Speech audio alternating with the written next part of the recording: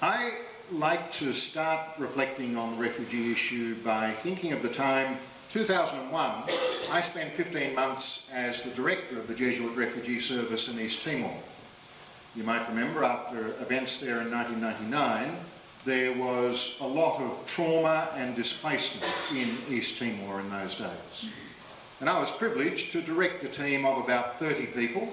Half of them would have been Timorese and half were people who came from overseas, young people who generously gave of their time in order to come and assist with the rebuilding of East Timor, but also to assist with the refugee crisis on the West Timor border. So I was there in Dili in August 2001 when there was a lot of chatter going on around the streets of Dili. Any of you who have been to East Timor, you will know that the capacity for political gossip in East Timor is almost boundless. And anyway, you had to develop this technique of thinking about whether or not anything could possibly be true. And the word was that there had been a boat full of people heading from Indonesia to Australia, and that they'd been apprehended by the Australian military, and that Alexander Downer, the Australian Foreign Minister, had asked Jose Ramos Horta if he would accept the 433 people on this boat, which had been rescued by a boat called the Tampa. I, as an Australian, could not believe it. I thought, well, there's only one government other than the Australian government who knows the extent of devastation in East Timor, and that's the Indonesian government.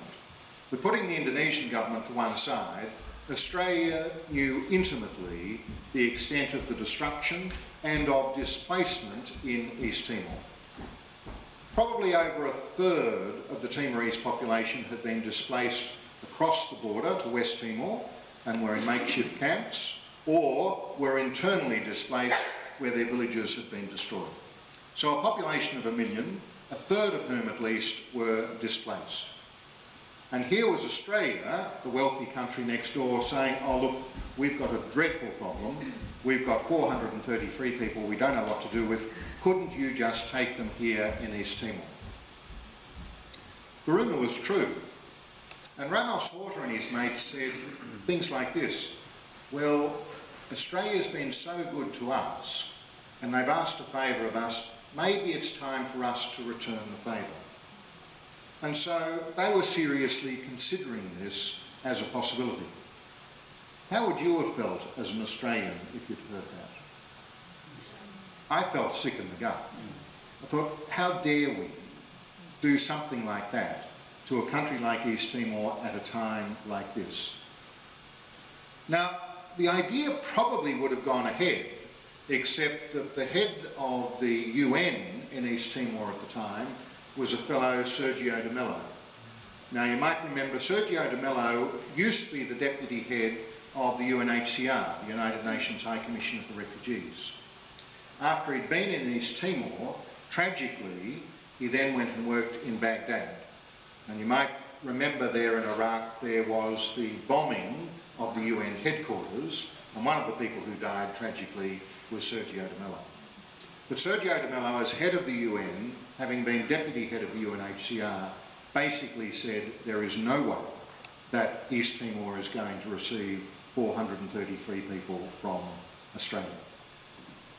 Now, that was the first indication to me that we Australians, through our elected government, we are very desperate to find solutions to what we think is a very big problem.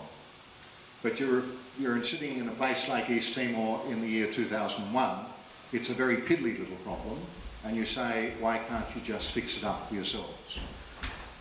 Anyway, January 2002, I came back to Australia, and I, like many of you I suppose, I was happily holidaying at the beach. And I received a phone call from a Jesuit, Chris Middleton, who at that stage was, as he still is, teaching in one of our schools. But the school he was in at that time was St Ignatius at Athelston in South Australia. And some of the alumni of the school there were aware that there were a lot of refugees, particularly from Iraq and Afghanistan, who were being held in very hellish conditions in a place called Woomera, in the middle of the Australian desert. And so these alumni were concerned. Some of them were lawyers, others were social workers, and they said, well, someone's got to do something, and the government's trying to lock people out. Why don't we just front up? So they contacted me and said, would I be prepared to come down and just front up at Woomera? And I said, oh yes, I'll do that. So I did. And then over the next 2 years, every month, I used to visit Woomera, and then the place they set up, Baxter, outside Port Augusta. And then every 2 months, I would meet with Philip Ruddock, who at that time was the Minister for Immigration. Now, there was a lot done to demonise Ruddock at the time, but I used to find him very good to deal with. He was anally retentive. The file of correspondence between us was about that thick, and any issue you raised with him, he would attend to punctiliously. Often he'd give you answers you didn't like, and he would treat you as if you were something of an idealist, but he was very concerned that he be able to sell his message to people in the community such as myself. And so it was during the course of that time that I wrote the book Tampering with Asylum. The things I came to understand back then in 2001 were something of the history of what were the preoccupations of the then Australian government. And it's probably good that we're now wrestling with this issue when we've got a Labor government in power, because the tendency, I think, of a lot of us, particularly probably many of us in this room, myself included, we often start with the presumption, well, of course, Labor wouldn't do anything near as bad as what the Tories would do when it came to this sort of issue. Well, in party political terms, that's complete nonsense. What they are is they're the government of the day, and they're very concerned about issues like border security, they're very concerned about national security, and they're very concerned about being re-elected, particularly in the seats of Western Sydney. So those are concerns which are very strong, no matter which party is in power at the time. Well, if you look at the history of it, back in 1951, after World War II, the International Community of Relations entered into and signed the Convention on Refugees. Now, I've got to bore you with just a little bit of legal theory at this stage.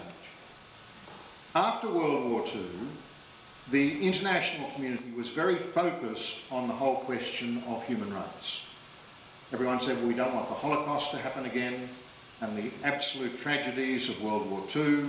There's got to be more respect for the individual human rights of human beings, particularly those who are vulnerable. Now, the theory was that the primary protector of human rights would be the nation state. And so the theory was that if you were an Australian, that the primary agent responsible for the protection of your human rights would be the Australian government, okay?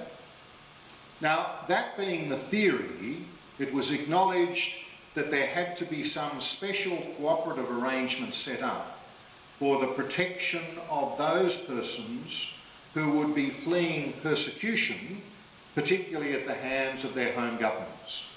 You could hardly say human rights were being protected if you had a government that regularly persecuted Muslims, or regularly persecuted Hazaras, or regularly persecuted people of one particular political viewpoint.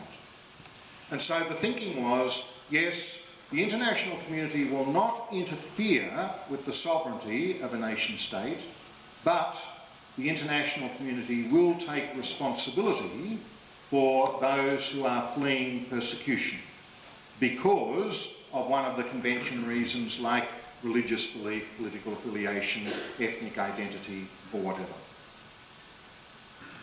After World War II, as you'll appreciate, the focus was largely, at least in the first instance, on the Jews who fled everywhere throughout the world. As I often say, it's like throwing a stone into a pond. You throw the stone into a pond and the ripple effect, it goes everywhere. You have an eruption somewhere like Afghanistan and Iraq, people flee, and they flee to the four corners of the earth. And guess what? Some of them even turn up in a place like Australia. Now, until 2001, the presumption which governments applied was that people who turned up seeking asylum, it was presumed, as it was said, that they were engaged in direct flight from persecution, and they hadn't yet found a place where they could get adequate protection, and therefore, under the Refugee Convention, you had an obligation to receive them, to process them, and if they were found to be refugees, you had to find some durable solution for them. Either resettle them in your own country, or find another country where they could be resettled, where they would not face the prospect of being returned to the country where they were being persecuted. The main points of entry to Australia, of course, we have the advantage of being an island nation continent. And so basically, people would come to us usually through Indonesia or Malaysia. They were the main countries, or Singapore. And those of you, if ever you fly over there on Jetstar to Southeast Asia or whatever, just look next time you're getting on board a plane to come back to Australia. In Bangkok or Singapore or Kuala Lumpur, there'll be the hostess or the steward there taking your boarding pass, but beside them will be a person in plain clothes. That will be an Australian migration officer who is there to do the last minute check to make sure that everyone coming on a plane has a legitimate visa of some sort. And that's the way we basically ensure, until boat people come on the scene, that's the way we ensure that we keep out most of the people who are seeking asylum. Well, in 2001, the government made one change of policy, which was this. They said, until now we've been prepared to assume that people who turn up, like at Tullamarine, that they are engaged in direct flight. We're no longer going to make that presumption. From here, we're going to assume our working proposition is going to be in Malaysia, Singapore, Indonesia, they could get some level of protection there. So in terms of our moral obligations, and even our legal obligations under the Refugee Convention, we are entitled to treat these people not as refugees in direct flight, but rather, they may be refugees who ended up in somewhere like Indonesia, but now they have become people who are seeking a preferred migration outcome. And we are as entitled to stop them coming or to punish them as we would anyone else who fronted up here simply seeking a migration outcome. So the policy challenge since 2001 for Australian governments of both political persuasions, as they say, has been to single out, to separate the desire for a first world migration outcome from the need for protection. And so what they're trying to do is say, well, we don't have to offer protection to all of these people who turn up, because really what they're doing is seeking a first world migration outcome. What they're doing is saying, oh yes, I might be in Hazara who's fleeing persecution in Afghanistan, but I'm going to be clever about it. I'm not just going to seek protection, I'm going to seek a first world migration outcome. The second change that was made in 2001, and which is very significant for the moment, is this. You'll appreciate that even if Australia was not a net migration country, which of course we are, but even if we weren't, we would still be obliged to receive people who turned up legitimately seeking protection. In 2001, we had a migration program where most of the migrants who came on because they were here for business or for family reunion. But we also had a special category for what were called humanitarian cases. That is, people who were refugees, say living in remote refugee camps in some of the most remote places of Africa, or people who are in need of special humanitarian assistance. And for example, Australia has always had a very proud record of being able to extend some of those places to women in societies where the persecution of women might be very great, even though they don't comply strictly with the provisions of the Refugee Convention. Now, up until 2001, the fact that we had people turning up in Australia and claiming asylum, that didn't in any way affect the quota of humanitarian cases that we took in. But one of the things Mr. Ruddock did in 2001 was this, and it was done for financial reasons as much as anything.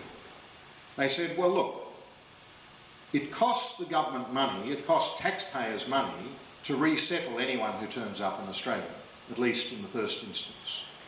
So, if we budget for, say, 15,000 humanitarian places a year, what we're going to do from now on is say for every person who lands in Australia and successfully claims protection, we're going to say there's one less place under the humanitarian program for people to come from remote refugee camps in Africa who can't afford a people smuggler or whatever, or for women in need in desperate situations.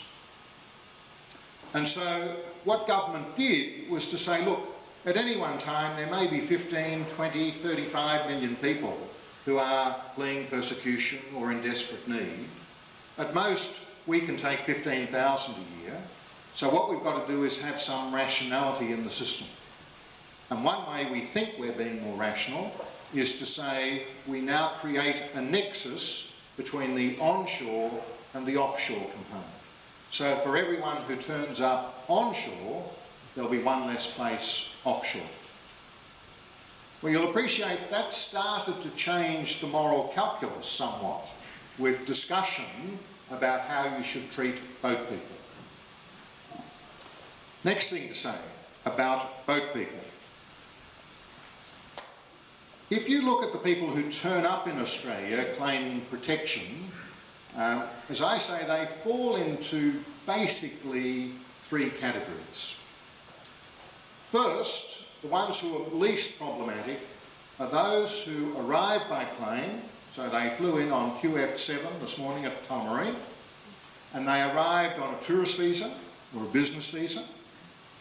And while they're here over the next 3 months, conditions in their home country change, and they say, oh look, conditions have changed back home, it won't be safe for me to go back, I need protection here in Australia. Now, as I say, they are your 100% honest, fully transparent seekers of protection here on the Australian mainland. The number of them each year, maybe 2 or 3, that'd be about it. The next category are those who arrive on a plane, they have a visa, a tourist visa or a business visa or whatever, but guess what? They haven't made complete disclosure to the Australian government when they sought their visa. They haven't disclosed the fact that what they're actually doing is fleeing a situation of persecution. And they've arrived here in Australia by plane, and then they seek protection. Now, there are quite a lot of these. In fact, John Menadue, who used to be Secretary of the Immigration Department, he's done the research, says that over the last 10 years, 70% of those who successfully claimed protection onshore didn't come by boat, they came by plane. They came by plane with those visas, but without making full disclosure. Just ask yourself for a moment, does the Australian public get very upset about them? Most of the Australian public wouldn't even know they exist, would they? And definitely the Murdoch press doesn't put on the front page every week a photo of a Qantas 747 saying, guess what? This plane is carrying unwarranted cargo, namely people who will successfully claim protection. And then the third group which concern us at the moment are the boat people. Now sure, they arrive without visas, they've never applied for a visa. The one thing you can say about the boat people is they are transparently honest in this sense. They say, we're here for one reason only, not to be tourists, not to engage in business, we are here seeking protection. And definitely, for example, if they're Hazaras from Afghanistan, almost inevitably they will be found to be deserving of that protection. So one moral quandary is, why have we always wanted to treat so differently the boat person from the one who comes on a plane with a visa, when the one who comes on a plane with a visa is probably less honest than the one who comes on a boat? One reason, of course, is that we have this idea of being able to maintain secure borders, which, as I say, are hermetically sealed. You can only desire hermetically sealed borders if you live in an island nation continent. I often reflect on that great line Paul Keating had years ago, that when continents were being given out, there weren't very many of them, and we were given one to ourselves, and we've got to make something of it. 22 million people with a whole continent to ourselves. One of the things about having a continent to ourselves is we entertain what is an absurd notion in the globalised 21st century world, namely that we can have hermetically sealed borders, namely that the only people who ever get in are those who have been issued with the requisite government visa. Can you imagine going to the United States, down to the southern states there, and telling them that we've had a dreadful time in Australia lately. Last week we had another boatload of people turn up. I mean, they're illegals, you've got to understand, and they've actually crossed into our borders. They have that down there from Mexico every morning before breakfast. And not only tolerate it, the Californian economy depends on it, namely underpaid wages for those who are illegals coming across the border from Mexico. As I've sometimes said, if Australians want hermetically sealed borders, we should at least have the decency to give up our sovereignty of all of those islands and reefs which are closer to Indonesia than to Australia. We should get back to the stage of saying, well, if you want hermetically sealed borders, you should make sure you are just an island nation continent. But if you retain sovereignty of places like Christmas Island, Cocos Island, Ashmore Reef, in effect, what you're doing is you are establishing yourself in the 21st century world as if you had land borders, as if it's just a hop, step and a jump in order to gain access to your country. So, the next part of the moral quandary that cuts in is this. Government says, well, we want to have secure borders, but now there's another thing we want to do. We are concerned about the safety of the life at sea of people who make these risky boat journeys. Now, I am sure there are quite a number of our politicians who are quite genuine in that concern. I don't think they've always been genuine in that concern, and I think there are probably some who are not fully genuine in that concern. I think it's a humanitarian peg on which some of them hang their concerns about what the voters might be thinking, or about trying to get back to the idea of hermetically sealed borders. But we have to admit it's another part of the moral calculus that you have to feed in. How can we stop the likelihood of people dying at sea as they head for Australia?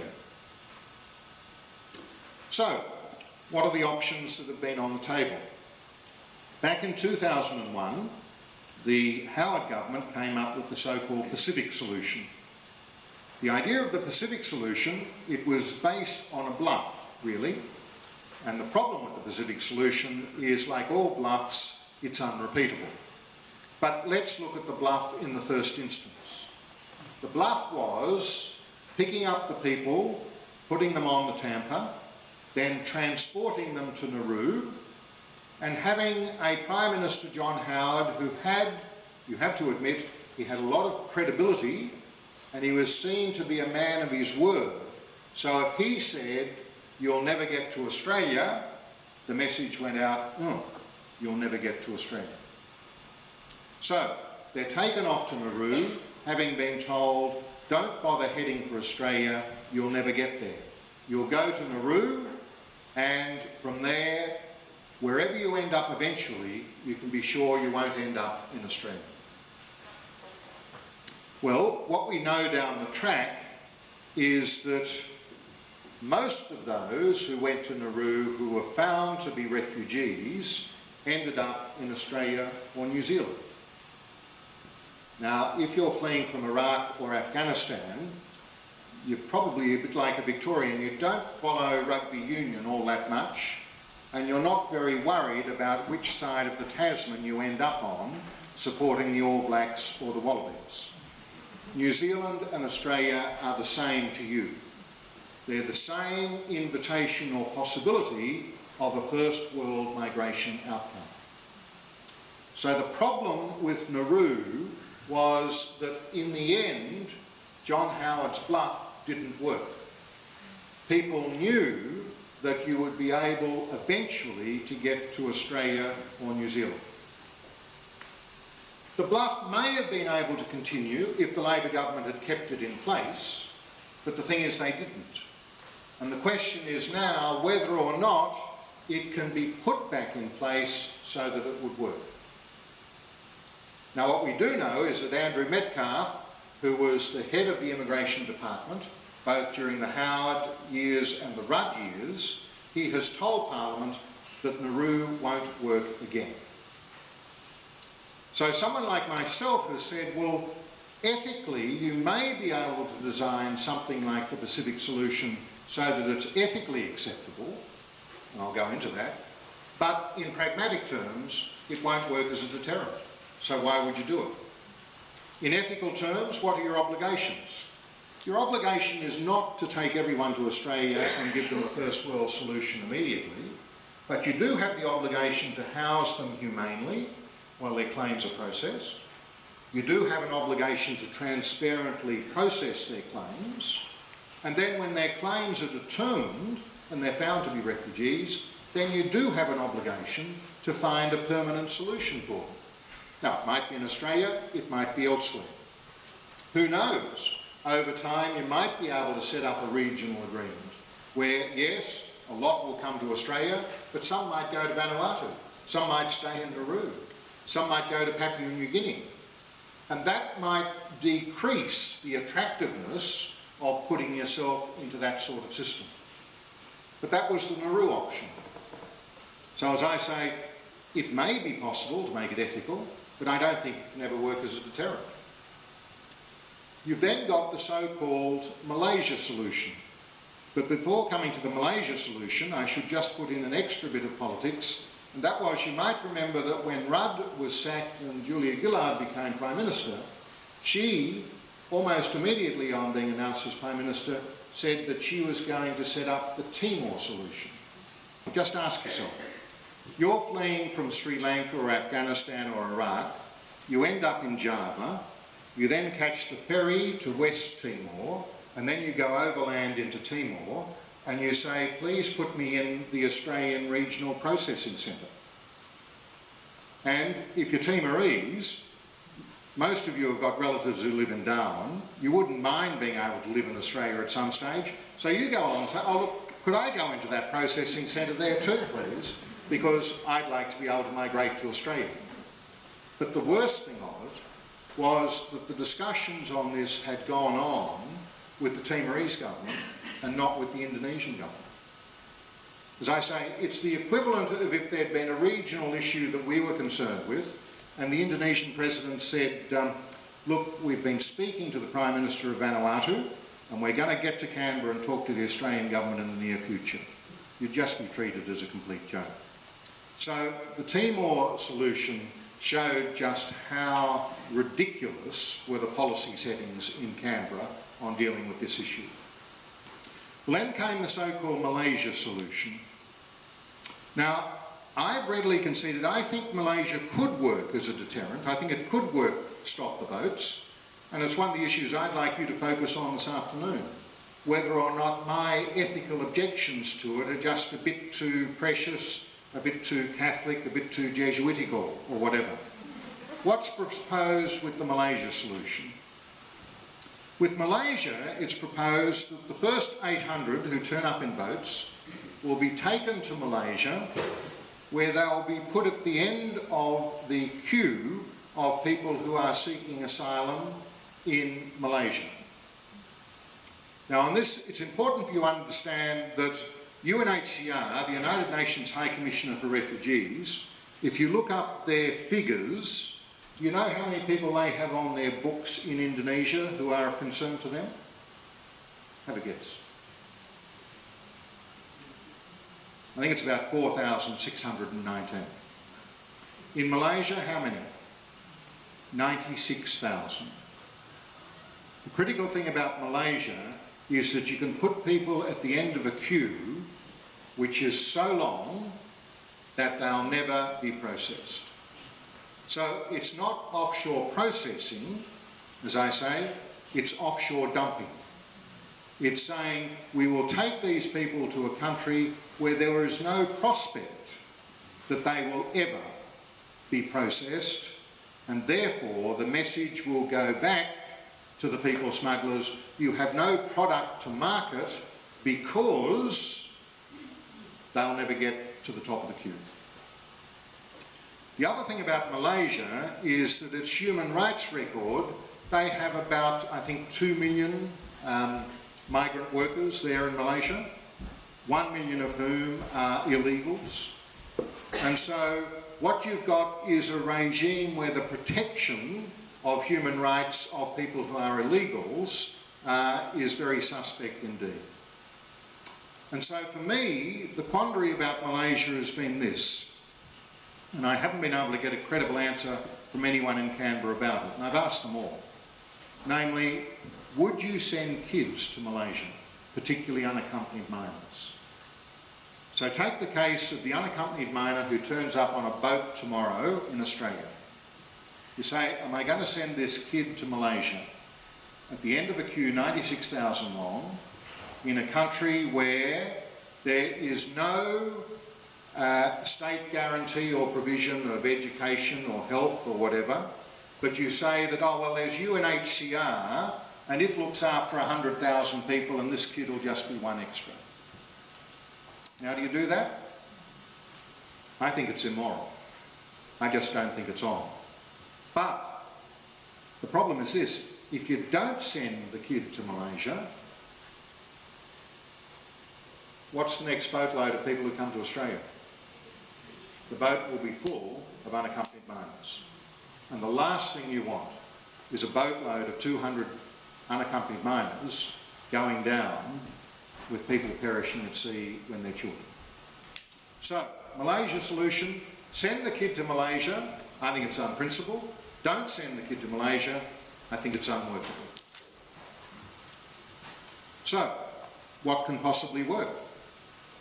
Now, at the moment, the figures have blown out. Let's be realistic about the figures. I've got them from the Murdoch Press this morning. They publish them just about every day. So this year, 6,408 people have arrived by boat on 91 boats. This last month, July, 1,261 have arrived on 21 boats. So clearly, the people smugglers, they are selling a product and they are doing very well in the market, much better than they've done for a very long time. And, as some of the Australian officials say to people like me behind closed doors, in terms of getting access to Australia, Frank, who should have the franchise? Should the franchise be held by the duly elected Government of Australia, or should the franchise be held by the people smugglers? Because remember, for every one of those 6,408 who get proved to be a refugee, and many of them will be, there'll be one less place for our offshore humanitarian program.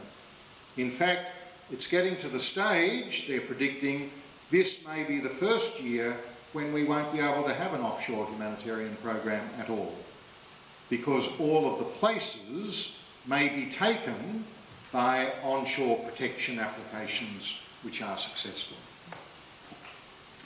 So it's quite a moral quandary, isn't it? So, what I'm going to ask you to do now is just in groups of, say, 4 or 5, to sit around and ask yourselves, all right, here we are, we're inspired by the values of Jesuit Social Services, but we do live in the real world, and we want to find something that's workable. Is it possible to come up with a principled and workable solution to this quandary? Now, we know it's very hard because we've seen our adult elected politicians, many of them in tears in Parliament a few weeks ago, and solving absolutely nothing. But what we have over them is we have the contact with people, many of whom we've known as asylum seekers, and we have the capacity for ethical reflection in the light of our values, where we will be able to articulate what is a principled and workable solution. So, the simple question for you, and I'm going to give you until 2:10 to find the answer, and we'll come back for discussion. What would you say to Angus Houston, Michael Lestrange and Paris Aristotle later in the week? And what would you say to your local Member of Parliament? Okay, so just split into little groups among yourselves, and we'll be back here at 2:10.